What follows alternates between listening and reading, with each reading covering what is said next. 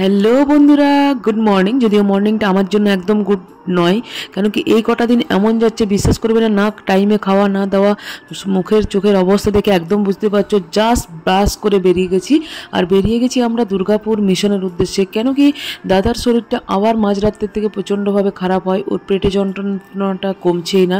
জানি না কী ট্রিটমেন্ট করলো আমাদের বাঁকুড়ায় নার্সিংহোমে। তো যাই হোক, চলো আমরা এখন বেরিয়ে পড়েছি। আর এই দুষ্টু বাচ্চা কিন্তু ভোর থেকে আমাদের সঙ্গ নিয়েছে। আগের দিন যেহেতু ওকে নিয়ে যাওয়া হয়নি, তাই আজকে ও সঙ্গ নিয়েছে, আমিও যাব। তো যাই হোক, আমরা চারজন মিলেই যাচ্ছি।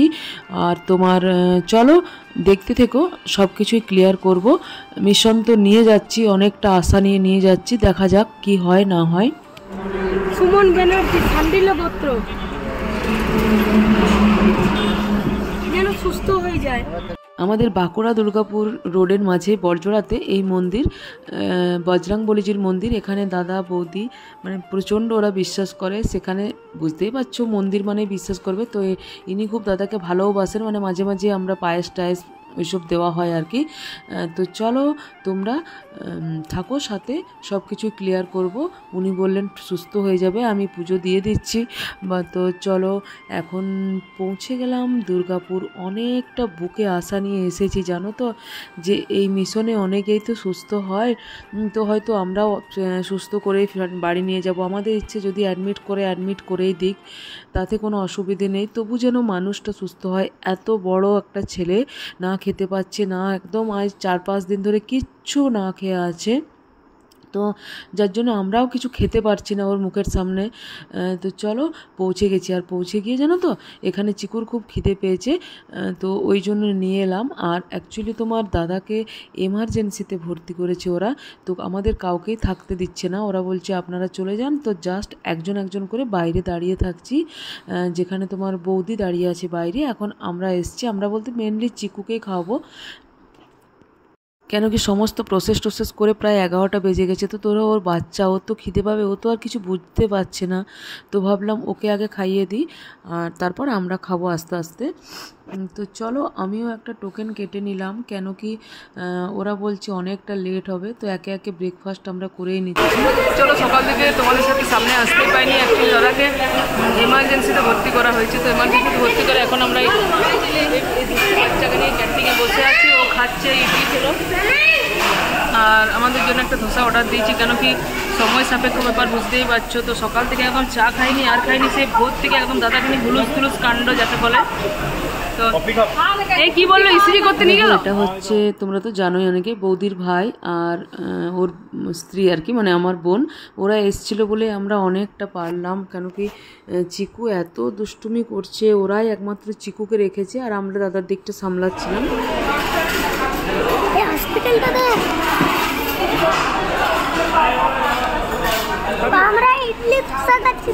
কিন্তু একদম নিজের ফর্মে আছে, মানে বুঝতেই পারছো, ও কিছু বুঝতে পারছে না, শরীর খারাপ, আর ওগুলো বুঝতে চাইছেই না বাচ্চা। আর দাদাকে এমার্জেন্সি থেকে এখানে শিফট করা হয়েছে। এটা একটা অন্য ডিপার্টমেন্ট আর কি, সেখানে শিফট করে ওরা রেখেছে। অ্যাকচুয়ালি বেডের সমস্যা। তো দেখো, এখন নিয়ে যাচ্ছি তোমার 3rd ফ্লোরে ডক্টর ওটি করছেন, ওখানেই ডক্টর দেখবেন, যে ধর স্যার আর কি, ভাস্কর ধর স্যার, ওনার অ্যাপয়েন্টমেন্ট পেয়েছি। আর এখানে বসে আছি, প্রায় হয়ে গেল তোমার 3 ঘন্টা উনি ওটি করছেন। তো এখন মনে হয় মোটামুটি 3:30 এরকম কিছু একটা বেজে গেছে। কতক্ষণ বসে আছি দেখো, দুঃখের মাঝেও একে পেয়ে আমরা শুধু পুরো একদম এন্টারটেন করছি। ভেতরে এত কষ্ট আছে, কিন্তু এত কিউট। এটা আমি বিশেষ করে আমার ভাইপোর জন্য করলাম, চিকুর জন্য। ও বলছে আমি ফোন দেখি না। তুমি সত্যি ফোন ক্যামেরা বলছো তো, ফোন দেখো না? বলো, ফোন দেখে না। Good boy. দেখো, ডক্টর এখনও আসেননি। তো আমি ওয়াশরুমেও আসলাম, আর দাদার জন্য একটা ওআরএস নিয়ে যাবো, কেন কি সেই কিচ্ছু খাইতে পায়নি, শুধু ওআরএস খেয়ে আছে। তো চলো, ডক্টর ওটি করে বেরিয়ে গেছেন। এবার ডক্টরের সাথে কনসাল্ট করে তোমাদেরকে জানাচ্ছি। দেখো, সেই সকাল, এখন বাজছে তোমার 3:30, ঠিক আছে। সেই সকাল 7টা থেকে বেরিয়েছি পেশেন্ট নিয়ে, মানে মিশনে যে কি ঝামেলা, মানে পেশেন্ট যে এনেছি, এমার্জেন্সিতে এসেছে, এতক্ষণ ছিল সব ঠিক আছে, ট্রিটমেন্ট ওরা হালকা ফুলকা করেছে, কিন্তু যে কোনো মানে যে পেশেন্ট একদম তুমি মানে ওদের আন্ডারে ভর্তি করে দিলে, তারপর ভর্তি করে যে তুমি নিশ্চিন্ত হয়ে গেলে, সে ব্যাপারটা একদম নয়। মানে তার আগে মানে ওনারা ভর্তি আগে করতেই চাইছে না। ওনারা বলছে সব মানে প্রথমে মেডিসিনের ডাক্তারের কাছে গেলাম, মেডিসিনের ডাক্তার আবার গ্যাস্ট্রোএন্টারোলজিস্ট, এবারে গ্যাস্ট্রোএন্টারোলজিস্ট বলছে আজকে নেই। আর পেশেন্ট দাদা সকাল থেকে সেই কালকে রাত্রে থেকে কিছু না খাবার খেয়ে আছে, পেটে যন্ত্রণা, এখন বৃষ্টি পড়ছে, তো ভাবলাম একটা ডাব নিয়ে আসি। তো কী বলবো, মানে বড় বড় নার্সিংহোমের বড় বড় ব্যাপার স্যাপার আর কি, তুমি আসলেই যে টাকা দিয়ে ভর্তি করবে, ট্রিটমেন্ট চলবে তাও নয়। তো চলো দেখি কোথায় ডাব পাই না পাই, পরে আবার আসছি।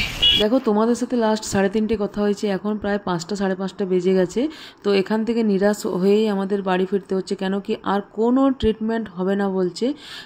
যে ডক্টর দেখবেন ওনাকে, দাদাকে, তারা কেউ আসেনি, যেহেতু শনি রবিবার পড়ে গেছে। তো ভাবো এত বড় একটা নার্সিংহোম, এরকম একটা পেশেন্ট, তাকে বাড়ি ফিরিয়ে দিচ্ছে, বলছে আপনারা সোমবারে আসবেন। তো দেখা যাক, আমরা ভাবছি একটু হায়দ্রাবাদ নিয়ে চলে যাব, তাছাড়া আর কোনো উপায় নেই। একদম যা তা অবস্থা, আমাদের ওয়েস্ট বেঙ্গলের ট্রিটমেন্ট আমরা এমনিতেই কোনো সময় ভরসা করি না, আর আশা করছি কোনোদিন এরকমই হবে, করতে পারবোও না। তো চলো নিরাশ হয়ে বাড়ি ফিরছি। তবে হ্যাঁ, ওরা যাওয়া মাত্র বুঝতেই পারছো গপাগপ পেন কিলার দিয়ে দিয়েছে দাদাকে চ্যানেল করে, চ্যানেলটা খুলিয়ে এখন আমরা বাড়ি যাচ্ছি। আর ও একটু ডিভিশনে বলছে আমি ঢুকি, মানে এখানে ও জব করে আর কি, ইলেকট্রিক ডিপার্টমেন্টে করে। তো সাবস্টেশন, সরি ডিভিশন নয়, তো এখানে সাবস্টেশনে ও ঢুকলো, জাস্ট একটু স্টাফদের সাথে দেখা কথাবার্তা বললো, কেন কি এখন অনেকটা দিন আসতে পারবে না, যদি ধরো হায়দ্রাবাদ নিয়ে যাই আমরা। তো কি ডিসিশন হচ্ছে তোমাদের সাথে নিশ্চয়ই সব কিছুই শেয়ার করবো। চলো, গ্যাস্ট্রোএন্টারোলজিস্টের আজ কোনোভাবেই পাওয়া গেল না, শনি রবিবার হোক যা হোক, যে কারণেই হোক। আর এমার্জেন্সি পেশেন্ট যে ডক্টর আসবে এসে দেখবে তাও নয়, মানে একদম মিশনের এক্সপিরিয়েন্স আমাদের আজকে একদম যা তা দেখা বলে। আজকে সকাল ওই তোমার 7টা থেকে, কটায় 7টা থেকে বাড়ি থেকে বেরিয়েছি, 7টা থেকে বাড়ি থেকে বেরিয়েছি, ঢুকেছি। তাহলে 8টায় বেরিয়েছি। আর তোমার এখন কটা বাজে, কটা বাজে গো? 5:30, 5:30 বাজে। ভাবো 10টায় ঢুকেছি, 5:30 বাজলো।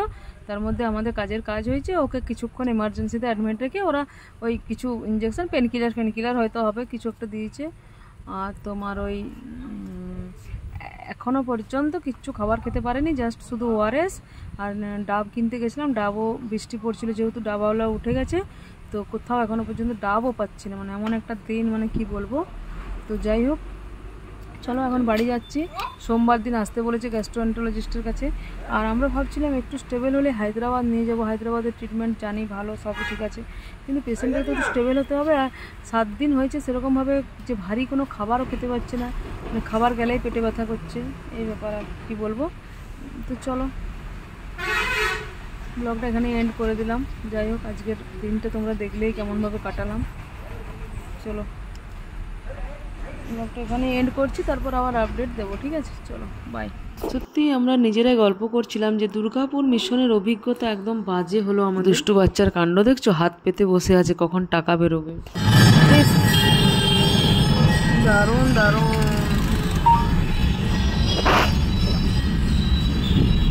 চলো ভিডিওটা এখানে এন্ড করলাম, বাড়ির কাছাকাছি পৌঁছে গেছি অনেকটা, দেখতেই পাচ্ছ রাত্রি হয়ে গেল আর কি, আমাদের ওই 1.5-2 ঘন্টাই লাগে। তো প্রে করো কি দাদা যেমন সুস্থ হয়ে যায়, নেক্সট আপডেট দিতে থাকবো তোমাদের।